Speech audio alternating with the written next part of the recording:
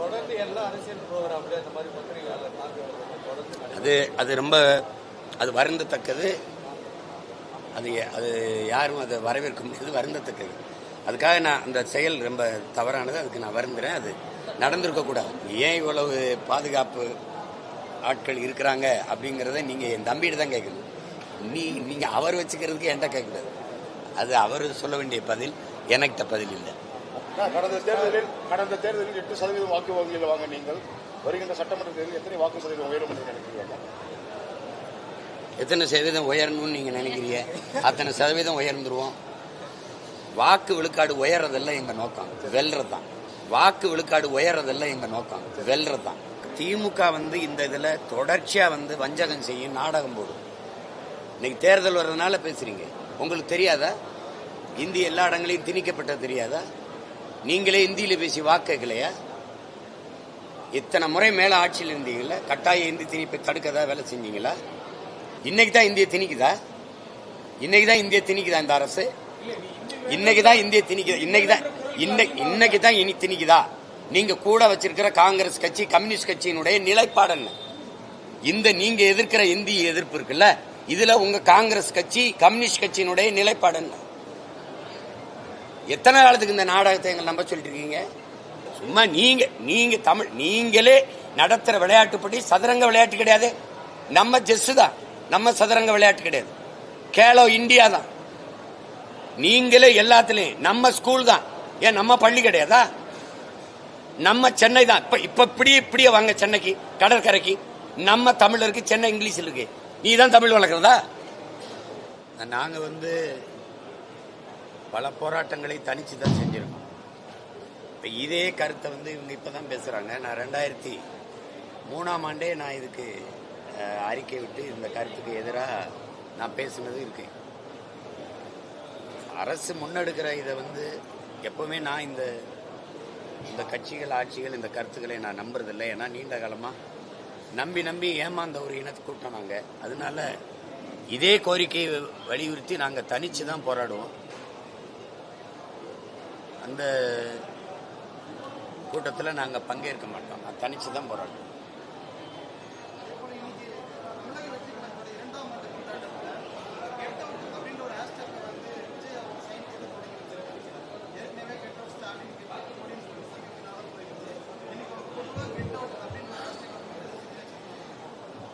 தெரியல எதுக்கு அந்த கெட் அவுட்னு இல்லை. எதுக்கு கெட் அவுட்னா எது? இப்போ இந்தியா இல்லை எதுன்னு எப்படி புரிஞ்சுக்கணும்?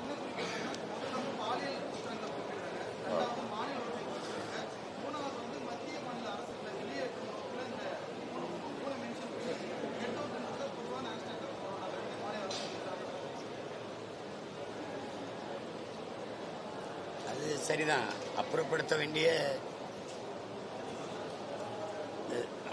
வேண்டியவற்றை வெளியேற்றணும்னு சொல்றாங்க. அது சரிதான். அது சரிதான்.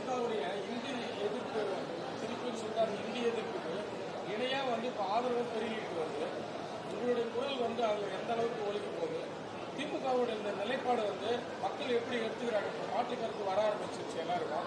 இது தேர்தலில் எந்த அளவுக்காவது எதிரொலிக்குமா? திமுகவை ஆதரவு பெருகுதுன்றீங்க. நான் எந்த அளவுக்கு ஒழிக்க அந்த காலத்திலிருந்து இதுக்கு பேசி யாரு? திமுக இந்த இதுல தொடர்ச்சியா வஞ்சகம் செய்யும், நாடகம் போடும். இன்னைக்கு தேர்தல் வர்றதுனால பேசுறீங்க. உங்களுக்கு தெரியாதா? இந்தி எல்லா இடங்களையும் திணிக்கப்பட்ட தெரியாதா? நீங்களே இந்தியில பேசி வாக்கு கேட்கலையா? இத்தனை முறை மேல ஆட்சியில் இருந்தீங்களா? கட்டாய இந்தி திணிப்பை தடுக்கதா வேலை செஞ்சீங்களா? சொல்லுங்க. இத்தனை மாநிலங்கள், இத்தனை மாநில மொழிகள், அது எல்லா மாநில மொழிகளும் ஆட்சி மொழியாக வேண்டும். ஏதாவது நீங்க அதுக்கு ஏதாவது போராடினீங்களா? அதுக்கு ஏதாவது உறுதிப்படுத்தினீங்களா? ஒண்ணுமே இல்லையே. இன்னைக்கு தான் இந்திய திணிக்குதா? இந்த அரசு? இன்னைக்கு தான் இந்திய திணிக்குதா? இன்னைக்கு தான் இனி திணிக்குதா? நீங்க கூட வச்சிருக்கிற காங்கிரஸ் கட்சி, கம்யூனிஸ்ட் கட்சியினுடைய நிலைப்பாடு என்ன? நீங்க எதிர்க்கிற இந்திய எதிர்ப்பு இருக்குல்ல, இதுல உங்க காங்கிரஸ் கட்சி, கம்யூனிஸ்ட் கட்சியினுடைய நிலைப்பாடு என்ன? எத்தனை காலத்துக்கு இந்த நாடகத்தை எங்களை நம்ப சொல்லிட்டு இருக்கீங்க? உங்களுக்கு தெரியாம தான் இந்தி வந்ததா? 1935 எங்க தாத்தன் செத்தான் நடராஜன். அப்புறம் 65 பெரும் போராட்டம் போராண்டி 800க்கு மேற்பட்டவன் செத்தான். 18 பேர் தான் கணக்குல காட்டினீங்க. இன்னைக்கு திருப்பி இந்த புதுசா நேத்து கட்சி ஆரம்பிச்சு இன்னைக்கு ஆட்சிக்கு வந்தீங்களா? நேத்து கட்சி ஆரம்பிச்சு இன்னைக்கு ஆட்சிக்கு வந்தீங்களா? இன்னைக்கே அந்த பிரச்சனை தொடருது. 60 வருஷமா என்ன பண்ணிக்கிட்டு இருந்தீங்க? நீங்க நடத்துற அவர் தம்பி அண்ணாமலை கேட்கறதுக்கு பதிலுங்க. நீங்க நடத்துற பள்ளிக்கூடங்களை பயிற்று பாடமொழியா இந்தி இருக்கா இல்லையா? அங்க தமிழ் பயிற்றுவிக்கப்படுதா? ஒரு கொள்கை முடிவு என்ன? உங்க கொள்கை முடிவு இப்ப நான் என் கொள்கை முடிவு சொல்றேன். எம்மொழியும் கற்போம் நாங்கள் வாழ, எம்மொழி தமிழ் கற்போம் எங்கள் இனம் வாழ. உலகத்தில் எந்த ஒரு தேசியத்திற்கும் கொள்கை மொழி அவரவர் தாய்மொழியா தான் இருக்கணும். அது தெலுங்கோ கன்னடமோ மலையாளிமோ அவரவர் நிலத்தில். ஆனால் விரும்பினால் எம்மொழியும் கற்போம், உலக மொழிகள் எல்லாத்தையும் கற்போம். அது டச்சு வேணுமா, ஸ்பானிஷ் வேணுமா, ஜெர்மன் வேணுமா, எது வேணுமா கத்துக்குருவோம், பிரெஞ்சு வேணுமா கத்துக்குவோம். அந்த மாதிரி ஒரு முடிவில்லையே. இருமொழி கொள்கையில அதுல எம்மொழி எங்க இருக்கு? இருமொழி கொள்கையே இந்தி இங்கிலீஷ் ஆயிருச்சு. மும்மொழி கொள்கையில அந்த கொள்கையாளர்கிட்ட கேட்கிற கேள்வி எம்மொழி கற்க வாய்ப்புங்க எங்க இருக்கு? நீங்களே சொல்றிய எல்லா தனியார் பள்ளியும் தமிழ் பாடமொழியா கூட எடுத்தாச்சு, பயிற்று மொழியா ஆங்கிலம் வந்துருச்சு, பாடமொழியா இந்தி வந்துருச்சு. எங்க தமிழ் இருக்கு? சும்மா நீங்க தமிழ் நீங்களே நடத்துற விளையாட்டுப்படி சதுரங்க விளையாட்டு கிடையாது. நம்ம செஸ் தான், நம்ம சதுரங்க விளையாட்டு கிடையாது. கேலோ இந்தியா தான். நீங்களே எல்லாத்துலயும் நம்ம ஸ்கூல் தான். ஏன் நம்ம பள்ளி கிடையாதா? நம்ம சென்னை தான். இப்ப இப்படியே வாங்க சென்னைக்கு கடற்கரைக்கு. நம்ம தமிழ் இருக்கு, சென்னை இங்கிலீஷ் இருக்கு. நீ தான் தமிழ் வளர்க்கறதா? எதையாவது சொல்லிட்டு இருக்காங்க. இங்க பாருங்க இந்த நாடகத்தை நினைவு தெரிஞ்ச நாள்ல இருந்து பார்த்துட்டு இருக்கோம் நாங்க. இப்படியே இந்த ஏமாற்று நாடகத்தை தேர்தல் வரணும்னா அவ இந்திய திணிக்கணுங்கிறது, இவர் எதிர்க்கணுங்கிறது. எத்தனை நாளைக்கு இந்த நாடகத்தை நீங்க எங்க ஊர்ல போடுவீங்க? தமிழ் சமூக, தமிழ் இன பிள்ளைகள், தமிழ் தேசிய இன பிள்ளைகள் அடிமை நிலையிலிருந்து விடுதலை பெறணுங்கிற அந்த விழிப்புணர்வு பேரெழுச்சியா உருவாக்கிட்டு இருக்கு. குறுக்க போட்டு விளையாட்டு கட்டிக்கிட்டு கூடாது. இதெல்லாம் இவருக்கு தெரியாது. இந்த மக்கள் தொகை அடிப்படையில் தொகுதி பிரிப்புங்கிறது எப்ப வந்தது சொல்லுங்க. அப்ப எதுக்காம என்ன பண்ணீங்க? 2023 செப்டம்பர் மாசம் இதே மாதிரி பத்திரிகையாளர்கிட்ட நான் பேசுறது இருக்கு. உங்களுக்கு வலைவழி நான் அறிக்கை விட்டது எதிர்த்து பண்ணது இருக்குது. அப்பெல்லாம் என்ன பண்ணீங்க? இப்ப பேச வேண்டிய தேவையா வருது? ஏன்னா இப்ப தேர்தல் வருது. அதை தொடங்கும் போது எல்லாமே நீட்டை கொண்டு வந்தது யாரு? காங்கிரஸ். கூட இருந்தது யாரு? நீங்க. ஜிஎஸ்டி கொண்டு வந்தது யாரு? காங்கிரஸ். கூட இருந்தது யாரு? நீங்க. என்ஐஏ கொண்டு வந்தது யாரு? காங்கிரஸ். கூட இருந்தது யாரு? நீங்க. எல்லாமே நீங்க கொண்டு வந்ததானே. நீங்க பெத்து பேர் வச்சீங்க. அவர் நல்லா ஊட்டமா உணவு கொடுத்து வளர்க்கிறாரு. வேற என்னது? திடீர்னு வந்து நீட்டுங்கிறது, அதை ஒழிப்புங்கிறது. இப்ப எங்களால ஒழிக்க முடியாதுங்கிறது. அப்ப சொல்லிருக்கணும்ல, காங்கிரஸ் தலைமையிலான கூட்டணி நாங்க வந்தாதான் ஒழிக்க முடியும் நீங்க சொல்லிருக்கணும்.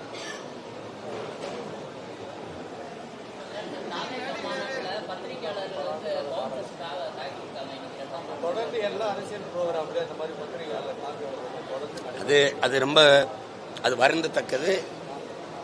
அது யாரும் அதை வரவேற்க முடியாது. வருந்தத்தக்கது. அதுக்காக நான் அந்த செயல் ரொம்ப தவறானது. அதுக்கு நான் வருந்துறேன். அது நடந்திருக்க கூடாது.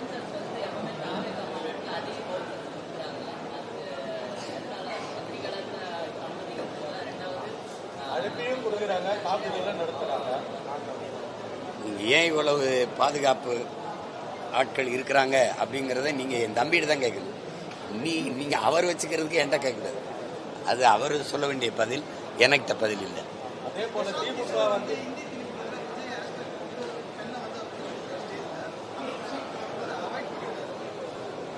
தம்பி இங்க நீங்க ஒன்றை தெரிஞ்சுக்கணும். இப்போ இங்க இருக்கிற எல்லாருமே நீங்க கும்மிடி பொண்டிய தாண்டினா வாழ முடியாது, அங்க போனா கழிவற முடியாது, இந்த பானி பிரிதிங்க முடியாது. ஏதாவது ஒரு வலுவான காரணம் இருக்கா? இத்தனை காலங்கள் இந்த நிலப்பரப்பில் நாங்க இந்தியை இல்லாம வாழ முடியாம இருந்தோமா? இந்தியை வச்சுதான் வாழ்ந்துகிட்டு இருந்தோமா? இதெல்லாம் நீங்க ஆழ்ந்து பார்க்கணும். ஒரு கோட்பாடு தான். அவர்கள் மொழியை எங்கள் மீது திணிக்க போராடுறாங்க. நாங்கள் அதை தடுத்து எங்கள் மொழியை மீட்க காக்க போராடுறோம். இது தவிர்க்க முடியாத போர். இதை நீங்க புரிஞ்சுக்கணும். பிரசாந்த் கிஷோரை நான் பாராட்டுறேங்கிறேன். அவர் மொழியை அவர் கெட் அவுட்டோ ஹெய்ட்டோ சொல்றதுக்கு அவர் தயாரா இல்ல. உங்களுக்கு நான் சொல்றது விளங்குதுன்னு நினைக்கிறேன். அப்ப அப்ப நான் என் மொழியை அழிய விட இன்னைக்கு நீதிபதி ரமணா அவர்கள் பேசியிருக்கிறத பாருங்க ஆந்திரால, அவரவர் தாய்மொழியை தம்பி உலக வரலாறு தானே சொல்றோம். மொழி அழிந்தால் இனம் அழிஞ்சிரும். நான் திரும்ப திரும்ப சொல்றேன், போர் நடத்தி நீங்க ஒரு நாட்டை அழிச்சிட்டு கூட மொழியை வச்சுட்டு ஒரு இனத்துல ஒரு 10,000 பேர் 20,000 பேர் 1000 பேர் 2000 பேர் விட்டா கூட அந்த இனம் உயிர்ப்பிச்சிடும். ஆனால் மொழி அழிச்சிட்டீங்கன்னா எவ்வளவு பெரிய நிலப்பரப்பு இருந்தாலும் அந்த இனம் வாழாது, அந்த நிலமும் இருக்காது. அப்ப அதுதானே முக்கியம். உலக வரலாறு உங்களுக்கு என்ன கற்பிச்சிருக்கு? ஒரு நாட்டை அழிக்கணுமா, நீ போர் தொடுக்க வேண்டியதில்லை, யானைப்பட குதிரைப்பட வேண்டியதில்லை, பீரங்கி துப்பாக்கி வேண்டியதில்லை, ஒரு உயிரை கொள்ள வேண்டியதில்லை, ஒரு துளி ரத்தம் சிந்த வேண்டியதில்லை. ஆனால் அழிக்க முடியும். முதல்ல அவன் மொழி அழி. மொழி அழித்து விட்டால் அவன் கலை இலக்கிய பண்பாடு அழிந்துவிடும், அவன் அடையாளம் அழிந்துவிடும், இனம் அழிந்துவிடும், நாடு அழிந்துவிடும். இதான் உலகம் முழுமைக்கு வரலாறு நமக்கு உணர்த்தி இருக்கிற பாடம், படிப்பினை. அந்த நிலை எனக்கு வர தம்பி, நான் இமய வரை பரவி இருந்தேனா இல்லையா? இமயத்தில் கொடிய நட்டான், இமய வரம்பு நெடுஞ்சரணா ஊரா நாட்டில் நட்டானா? தெற்காசிய முழுமைக்கும் பரவி வாழ்ந்தவர்கள் தமிழர்கள்னு நானும் நீங்களும் பேசல. ஹார்வர்ட் பல்கலைக்கழக பேராசிரியர் பெருமக்கள் டோனி ஜோசப்பும் ரிச்சர்டு மார்டினும் தன் ஆய்வு கட்டுரை நிறுவுறான். அப்ப அவ்வளவு தூரம் வாழ்ந்த நான் இப்படி காலடியில் எப்படி குறுகனே? இப்படித்தான் மொழி சிதைவு, பண்பாட்டு படையெடுப்பு. என் மொழியை சிதைச்சு அழிச்சதுனால கன்னடன், தெலுங்கன், மலையாளி, துளுவனா, தமிழன் சிதைஞ்சு போயிட்டான். வடக்க இருந்து குறுகி காலடியில் கிடக்கிறேன். இப்ப நீ மறுபடியும் 90 விழுக்காடு நான் இங்கிலீஷ் கலந்து தங்கிலீஷா இருக்கேன், மேற்கொண்டு இந்திய தள்ளுறேன். இப்ப நீ இந்திக்காரன் வந்துட்டு அவனோட எப்படி பேசுவாங்க? ஏய், நான் வட இந்தியாவுக்கு வரணும்னா இந்தி கத்துக்கிட்டு வரணுன்ற அவன் இங்க விரும்ப தமிழ் கத்துக்கிட்டு வர மாட்டானா? எப்படி இருக்கு? ஏண்டா தமிழன் காசு வேணும், தமிழ் வேணாமா உங்களுக்கு? இதெல்லாம் தேவையில்லாதது. இதை திருப்பி பேசிக்க வேண்டியது இல்ல. இந்த கட்சி, இந்த ஆட்சி யாரையும் நான் நம்ப தயாரா இல்ல. நான் இருக்கிற வர இங்க பாருங்க, நாங்களும் எங்கள் படையும் இருக்கிற வர இந்த இந்தி படி, இந்த கிண்டி படியெல்லாம் பேசிக்கிறது அது சாத்தியம் இல்லை, நடக்காது. இன்னைக்கு ஏதோ சாதாரண ஒரு கூட்டம், சின்ன கூட்டம் நினைச்சுக்கிட்டு சேட்டை பண்ணிட்டு அலையாதீங்க. நீங்க இப்பவும் சொல்றேன், நீ பரந்தூர்ல விமான நிலையம் கட்டிட்டு பார்ப்போம். இப்பவும் சொல்றேன், 8 வழிச்சாலை போட்டு இந்த சிப்காட்டுக்கு நிலங்களை கையை படுத்திருந்தா பார்ப்போம். பேசலாம், சும்மா பேசலாம். சார், ஒரு அரசு விழாவில் துரைமுருகன் சாதிய உணர்வோடு பேசியிருக்காரு. அவரோட இந்த வயது கடந்தும் ஒரு மூத்த அமைச்சராக இருக்கிற அவரு ஒரு சாதிய வன்மத்தோட பேசியிருக்கிறது உங்களோட பார்வையில் நீங்கள் எப்படி பார்க்குறீங்க? வேற எந்த ஒரு சாதிய தலைவர்களாக அதுக்குள்ள கருத்து தெரிவிக்கல, எதிர்ப்பு தெரிவிக்கல. இது பெரியாரினுடைய சாதி ஒழிப்புல வருது. இதெல்லாம் அதை நான் ஒன்றும் சொல்ல முடியாது. நான் மிகவும் பெரிதும் போற்றி மதிக்கிற ஒரு தலைவர் அவர். அதனால இதில் கருத்து இல்லை. உங்களுக்கு வருத்தமாக இருந்தால் கண்டிங்க, நான் வருந்துறேன், அவ்வளோதான். அந்த மாதிரி செய்தியை எங்கள் ஐயா பதிவு பண்ணது வருத்தமாக இருக்குது, நான் வருந்துறேன், அவ்வளோதான் என்னால் சொல்ல முடியும்.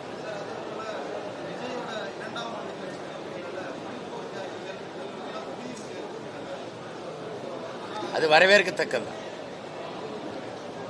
மொழிப்போர் தியாகிகளை போற்றுகிற நேரத்தில் தம்பி, மொழிப்போர் தியாகிகள் மொழியை அழியவிடக்கூடாதுன்னு போராடி செத்தவர்களுக்கு வணக்கம் சென்ற அதே இடத்துல தமிழ் சனியனை விட்டு ஒழியுங்கள்னு சொன்னவர் கொள்கை செயலாளர் தலைவராக இருக்கிறது. அதை எப்படி பார்க்கறது? தமிழ் செத்து விடக்கூடாது, தமிழ் மொழியல்ல என் உயிர்னு உயிரை கொடுத்து காப்பாற்ற போறான்னு மொழி போரிக்கு வணக்கம் சொல்றதுல வாழ்த்து வரவேற்கிறது. இந்த தமிழ் சனியனை ஒழியுங்கள் சொன்னவரை கொள்கை தலைவராக இருக்கிறது எப்படி பார்க்கறது? ஏதாவது ஒரு பக்கம் தான் நிக்கணும். என்ன சொல்றது புரியுதா? மொழி எங்கள் உயிர்னு போராடின மொழி போர் ஈகிற பக்கம் நிக்கணும். தமிழ்ல என்ன இருக்குது? எடுத்தா படிச்சா பிச்சை விட எடுக்க முடியாது. தமிழ் ஒரு சனியன், விட்டு ஒழிங்க. தமிழோட ஆங்கிலம் கலந்து பேசுங்க. தமிழ ஆங்கிலத்தில் எழுதுங்க. தமிழ் முட்டாள்களின் பாஷை, காட்டுமிராண்டி மொழி, இதையும் போட்டணும். இவரை கொள்கை தலைவராகவும் ஏற்கணும்னா இது எந்த பக்கம் நம்ம நிக்கிறது?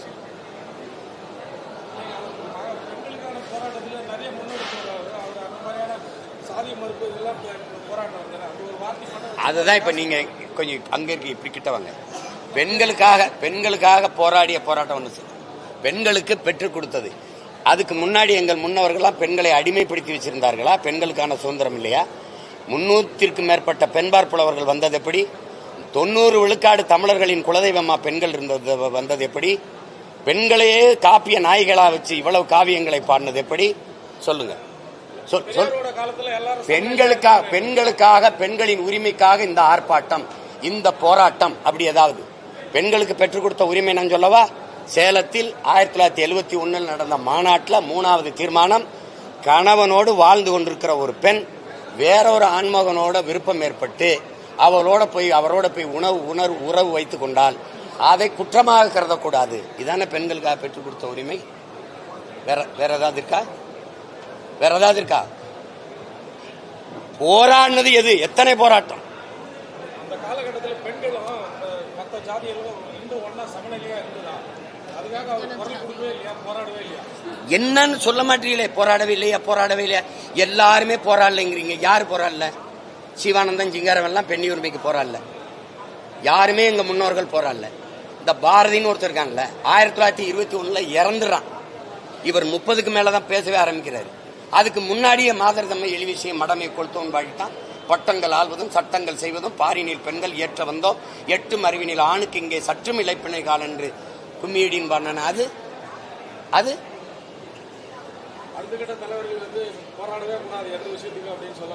இல்ல நீங்க பெரியார் தான் அப்படின்னா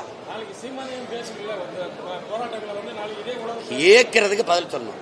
பெரியார் தான் போராடினார், பெரியார் தான் பெற்றுக் கொடுத்தார், பெரியார் தான் IAS IPS படிச்சதுக்கு அவர் தான் காரணம். எத்தனை அகாடமி வச்சிருந்தார்? IAS IPS academy Periyar. என்னத்தையாவது பேசிட்டு இருக்காதீங்க. என் பெருமை, என் இனப்பெருமை நீங்க எடுத்து அவர் கொடுக்க நீங்க யாருங்க? நீங்க யாரு? பல ஆயிரம் பெரியார் இந்த நிலத்தில் இருக்கான். தெரியாம தான் பேசிக்காதீங்க. வந்தா போனவனுக்கெல்லாம் ஒருத்தர் தந்தை, ஒருத்தர் அம்மா, ஒருத்தர் அப்பா. யார் தமிழனுக்கு எவனுமே தந்தை அப்பா அவருக்கு தகுதி இல்லையா? இந்த நிலத்துல வந்தே போனவெல்லாம் எனக்கு அப்பா அத்தால் ஆகிடுவீங்களா? ஏதாவது மானம் கட்டதனமா எங்களை வாழ வைக்காதீங்க. ஏதோ என் முன்னோர்கள் ஏமாந்துருக்கலாம், அந்த கூட்டத்தில் நாங்களும் சிக்கி செதறி இருக்கலாம். ஒரு விழிப்புணர்வு வரும்போது, எச்சரிக்கை வரும்போது அது நாங்கள் விழிப்புற்று எழும்போது விட்டுறணும், தடுக்கூடாது. திருப்பி அவர் தான் செஞ்சாரு ஒன்னு நிரூபிக்க முடியுதா? கடந்த தேர்தலில் 8% வாக்கு வங்கியில் வாங்க நீங்கள் வருகின்ற சட்டமன்ற தேர்தலில் எத்தனை வாக்கு சதவீதம் உயரும் என்று நினைக்கிறீங்க? எத்தனை சதவீதம் உயரணும்னு நீங்க நினைக்கிறீங்க? அத்தனை சதவீதம் உயர்ந்துருவோம். வாக்கு விழுக்காடு உயர்றதெல்லாம் எங்க நோக்கம். வெல்றதுதான் வேற. திமுக இந்தியை எதிர்த்தாலும் சமீபத்தில் துறைமுறையில் பேசுறது நாடாளுமன்றத்துக்கு போனோம்னா உங்களுக்கு ஹிந்தி தெரியல, இங்கிலீஷ் தெரியணும், இல்லைன்னா அண்ணாந்து பார்த்தோம்னா இப்பதான் நீங்க சரியான கேள்விக்கு வரீங்க. உங்களுக்கே தெரியுதில்ல, அவர் ஐயா சொன்னது இல்லைன்னா அப்படியே பார்த்துக்கணும். இதுதான் திமுகவின் நிலைப்பாடு. இப்ப போடுறது நாடகம். உங்களுக்கு புரிஞ்சிருச்சா? நாடகம். ஐயா முரசொலி மாறன் இறந்த பிறகு கட்சியில நிறைய பேர் இருக்கும்போது ஐயா தயாநிதி மாறனுக்கு இடத்த கொடுக்குறாங்க. யாரா? ஐயா கருணாநிதி அவர்கள். இந்த மாதிரி உங்களை மாதிரி இதழியலாளர்கள், ஊடகவியலாளர் கேட்கும்போது, ஏன் நீங்க கட்சியில இவ்வளவு மூத்தவங்க இருக்கும்போது இவருக்கு தயாநிதி மாறன் கொடுக்குறீங்கன்னு கேட்டதுக்கு ஐயா கருணாநிதி அவர்கள் சொன்ன பதில், தயாநிதிக்கு இந்தி நல்லா தெரியும், வட இந்திய தலைவர்களோடு பேச வசதியா இருக்கும், வேணா எடுத்து உங்களுக்கு அனுப்பிட்டா அவர் பேசினது இருக்கு. இது நடிப்பு, நாடகம். இந்திய இன்னைக்கு தான் திணிக்குதுன்னு நீங்க நினைச்சிட்டு இருக்கீங்களா? எந்த இடத்துல இங்க இந்தி இல்ல. உங்க கட்சிக்காரருக்கு இந்தி எது இங்கிலீஷ் என்ன தெரியல, ஏறி போய் இங்கிலீஷ் கீழே இருக்க இங்கிலீஷ் அழிச்சு வச்சுட்டு வந்திருக்காங்க. என்ன சிரிக்கிறீங்க? கேள்வி கேட்கிறீங்க, பதில் சிரிக்கிறீங்க. இது கொடுமைதான். எத்தனை காலத்துக்கு நம்புவீங்க சொல்லுங்க? என்னைக்கு நீங்க உங்களை நம்புவீங்க?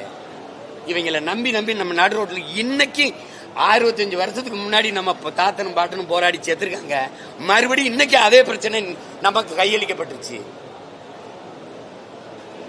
இந்த மக்கள் தொகை அடிப்படையில் தொகுதிகள் பிரிக்கப்படுங்கிறது இப்ப இல்ல, ரொம்ப முன்னாடியே வந்துருச்சு. அன்னைக்கே அது சண்டை போட்டு நிறுத்திருக்கணும்.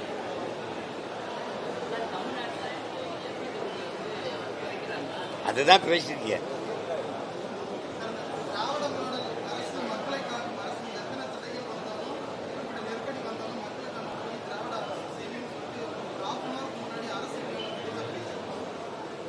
என்ன நெருக்கடி?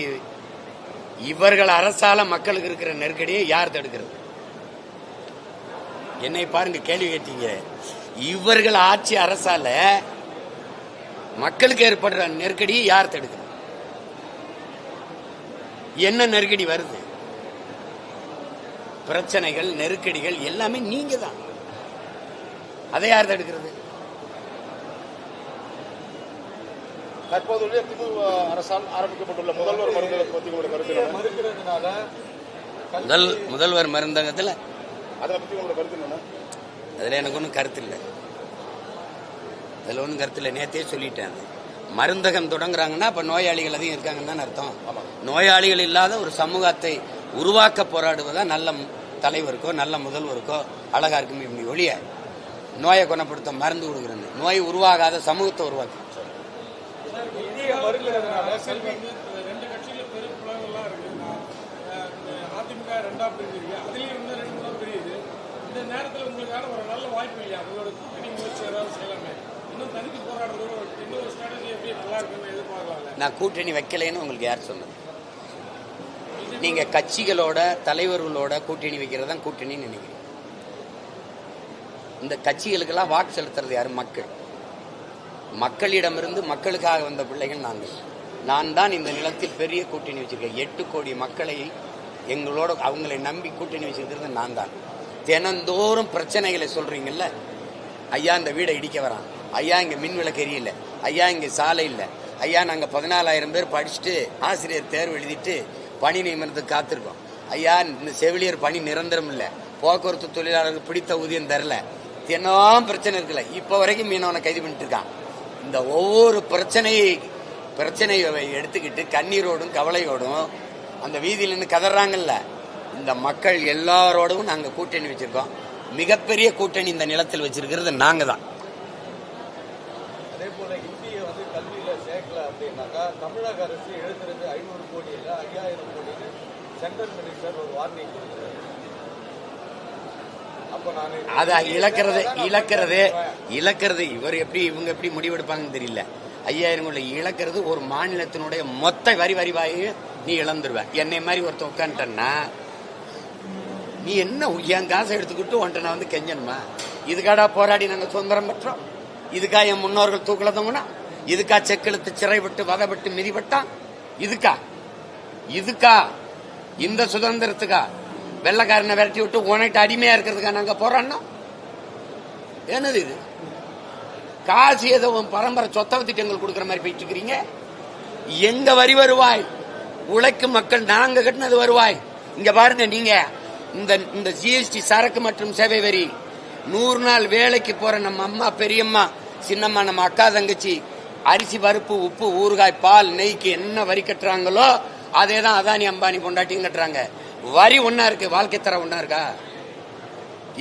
இல்ல. அப்புறம் நாங்க உழைக்கும் மக்கள் உனக்கு வரியை கொடுத்துருவோம், பெரு வெள்ளத்துல சிக்கிச்சாவோம், ஒரு பேரிடர் விவசாயமெல்லாம் நாசமாயிரும். அந்த பேரிடர் காலங்களில் எங்களுக்கு உரிய நிதியை தரமாட்டீங்க. நீங்க ஆசிரியர்களுக்கு நிதி சம்பளம் கொடுக்க காசு இல்லைம்பாங்க. இந்த அரசு பேசுறதை நீங்க கணக்கில் எடுக்காதீங்க. ஒவ்வொரு ஆண்டும் இப்ப பாருங்க, இந்த நிதிநிலை அறிக்கைக்கு தயார் பண்ணிட்டு இருக்காங்க. 100 கிலோ அல்வா கிண்டிக்கிட்டு இருப்பாங்க. நீங்க பாருங்க, இந்த சிரிக்கிறீங்க. நீங்க அறிவிப்பை பாருங்க, என்ன தேர்தல் வரப்போதுல எல்லாம் காதுல லிட்டரா தேனை ஊத்துவாங்க. நீங்க படிக்கும்போது பாப்பீங்க. 4 வருஷம் முடிஞ்சு போச்சு. 8,50,000 கோடி கடனாயிருக்கு. இந்த நிதி இந்த கடனை வாங்கி என்ன செஞ்சீங்க? ஐயோ காசு இல்ல அப்படின்னு இந்த கடனை வாங்கி என்ன செஞ்சீங்க?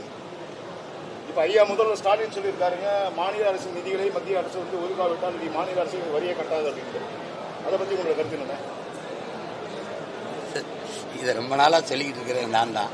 நான் சொல்லும் போது இவர் உணர்ந்துதான் பேசுகிறாரா, அறிவோடு தான் பேசுகிறாரா, இதெல்லாம் சாத்தியமா அப்படின்னு பேசினாங்க. இப்ப அவர் சொல்லுவார் செய்ய மாட்டார். நாங்க சொல்ல மாட்டோம், செஞ்சிருவோம். 2 பேருக்கு வித்தியாசம் புரியுதா? இதுதான் பிரச்சனை.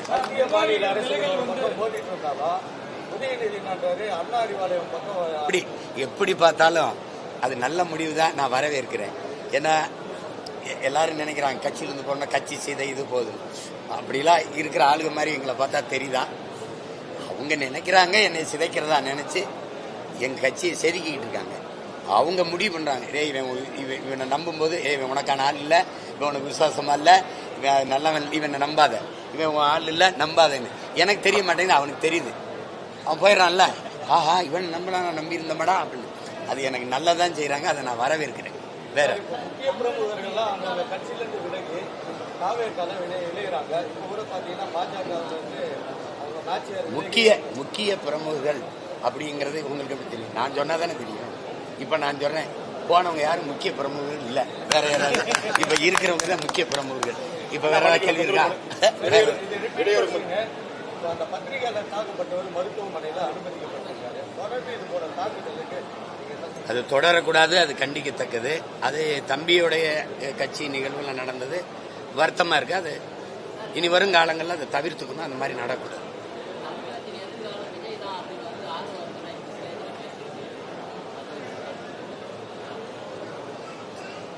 தமிழ்கால அது தம்பியா ஒரு தம்பியே இன்னொரு தம்பி சொல்றாரு, அதை வரவேற்போம். எதிர்காலம் நல்லா இருக்கட்டும், தமிழகத்திற்கு நிறைய நல்ல எதிர்காலம் வந்தால் சரிதானே, மகிழ்ச்சி தானே.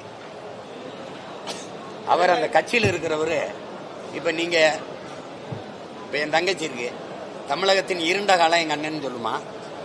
நீங்க சொல்லுங்க, இருப்பா கேளுங்க. அந்த கட்சியில் இருக்கிறாரு, அவரு என்ன சொல்லுவாரு? தமிழகத்தின் எதிர்காலம் எங்கள் தலைவர் தான், அப்படிதானே சொல்லுவாரு.